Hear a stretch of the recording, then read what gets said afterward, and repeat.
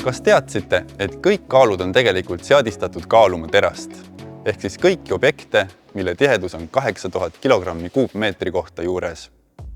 Sellest tulenevalt näitavad kõik kaalud hoolimata kaalu hinnast alati väiksema tihedusega objektide puhul, näiteks vesi, puit, vatt kaalumisel vähem ja suurema tihedusega objektide puhul, nagu näiteks kuld, hõbe või uraan, kaalumisel hoopis rohkem. Kaalutava objekti tihedus määrab, kui palju ta laseb ümbritseval õhul end kergitada, sest nagu me tajume, on õhu tihedus väga väike, umbes 1,2 kilogrammi kuupmeetri kohta ja tahaks kõike maast lahti tõsta, kui vaid gravitatsioon laseks. Õnneks enamus eluks vajaliku kaalumiste tihedusest tulenevad massierinevused on väikesed, et me ei pea nende peale mõtlema.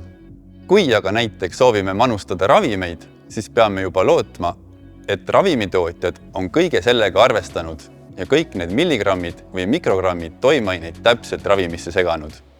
Teaduse arenedes lähevad kaalumise täpsuse nõuded järjest nõudlikumaks, kaldudes kohati optiliste mõõtelahenduste ja kvanttehnoloogiate maailma.